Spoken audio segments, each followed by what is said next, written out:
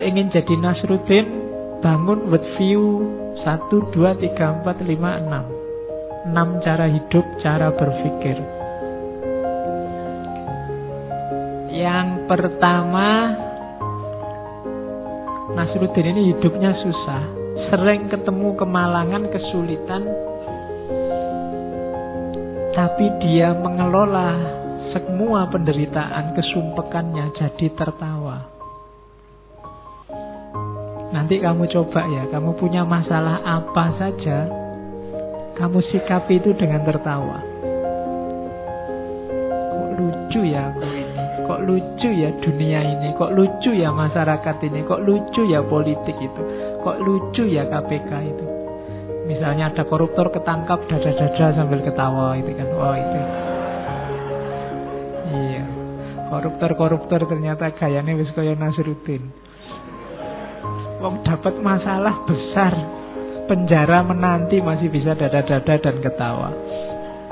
Oh itu kan kamu ketawakan juga kan, ketawanya mereka itu gaya Nasruddin. Kamu ada masalah apapun tertawa. Misalnya kamu nonton TV, nonton artis kok cakep-cakep ya, aku pingin loh punya pacar kayak gitu. Terus kamu ngaca, terus kamu ketawa. Iya ya, aku koyong ini kok mimpinya kayak gitu misalnya, terus kamu tertawa. Tidak apa-apa. Jadi ada, itu kan penderitaanmu. Nah, rumusnya Nasruddin, penderitaan diubah jadi tertawa. Jangan terus sumpah stres. Kalau stres kamu susah nanti. Ketawa, dinikmati.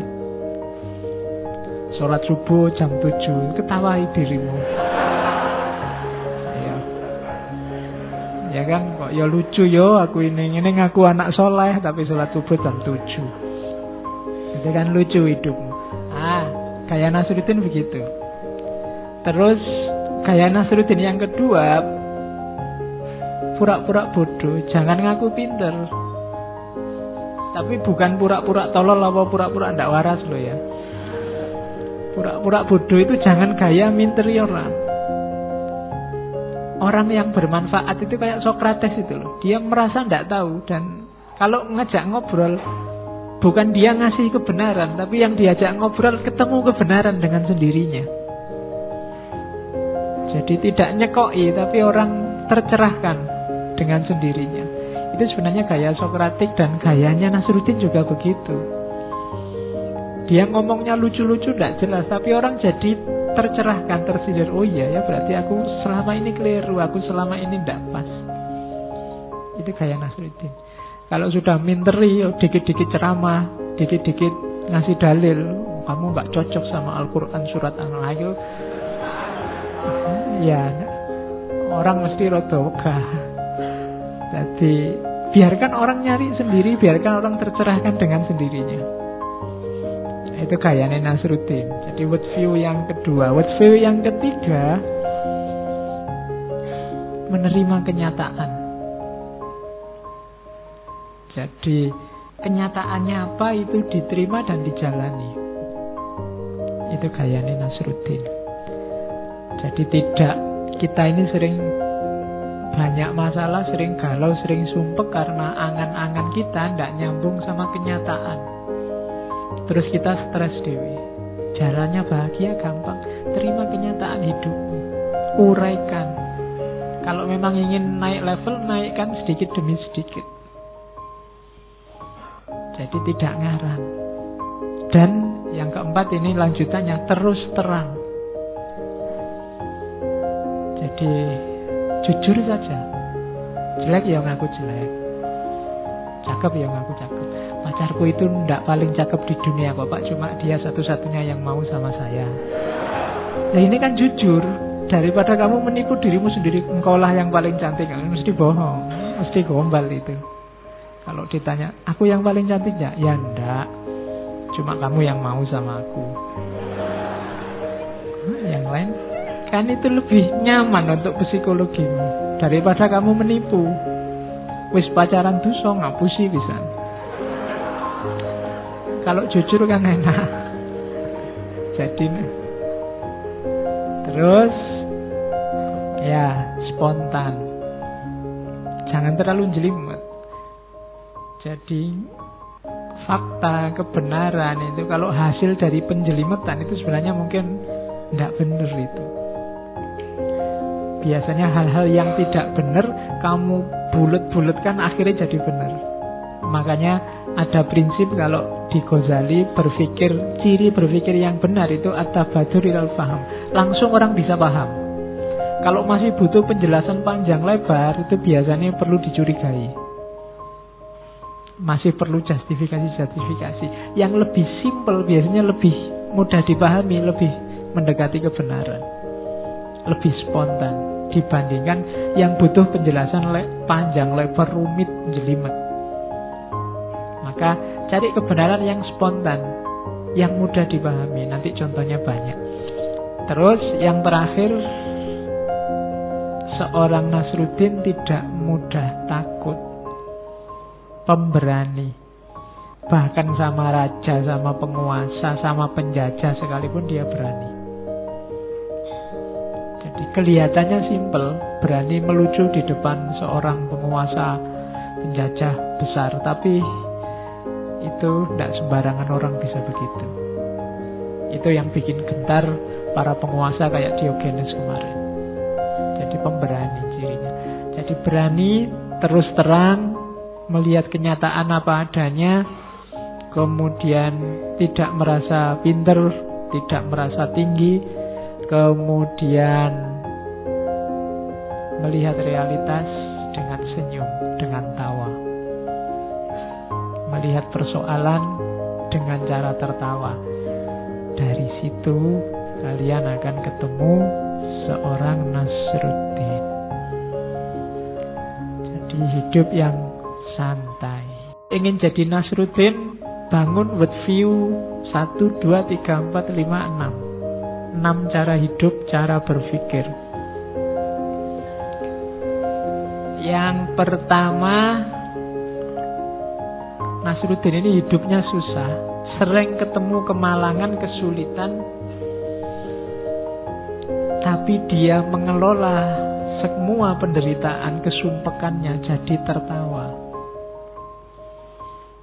Nanti kamu coba ya, kamu punya masalah apa saja, kamu sikapi itu dengan tertawa. Kok lucu ya aku ini, kok lucu ya dunia ini, kok lucu ya masyarakat ini, kok lucu ya politik itu, kok lucu ya KPK itu.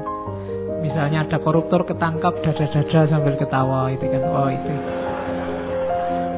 Iya, koruptor ternyata gayanya wis kaya Nasruddin.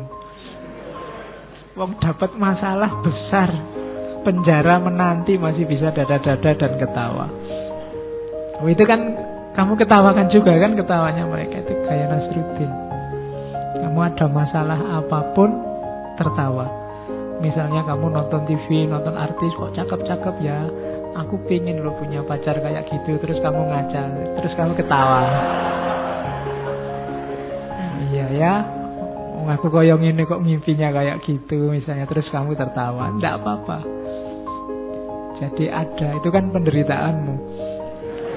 Nah, rumusnya Nasruddin, penderitaan diubah jadi tertawa. Jangan terus sumpek stres. Kalau stres kamu susah nanti.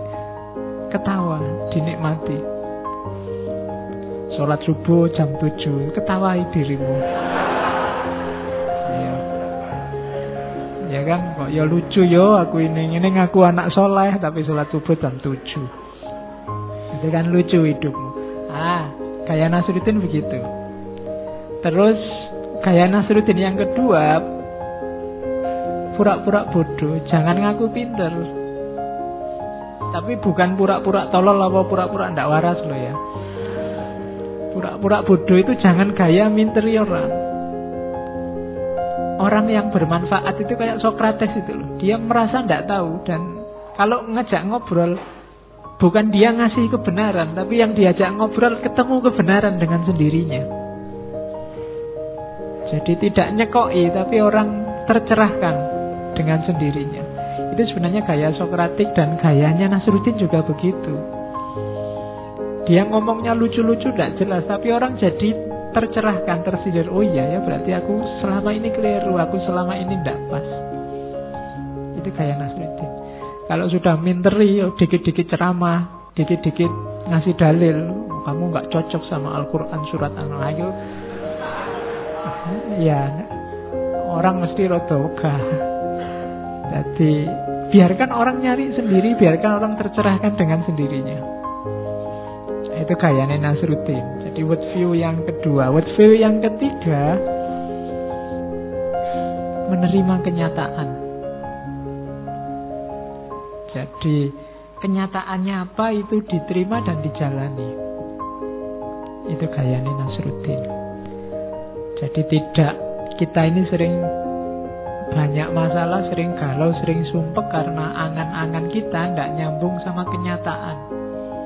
Terus kita stres dewi. Jalannya bahagia gampang. Terima kenyataan hidupmu, uraikan. Kalau memang ingin naik level, naikkan sedikit demi sedikit. Jadi tidak ngarang. Dan yang keempat ini lanjutannya, terus terang. Jadi jujur saja. Jelek ya ngaku jelek, cakep ya ngaku cakep. Pacarku itu ndak paling cakep di dunia kok Pak, cuma dia satu-satunya yang mau sama saya.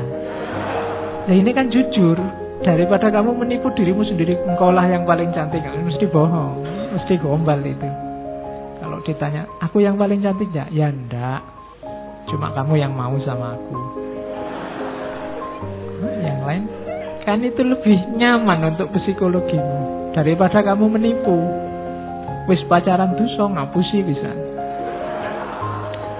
Kalau jujur kan enak. Jadi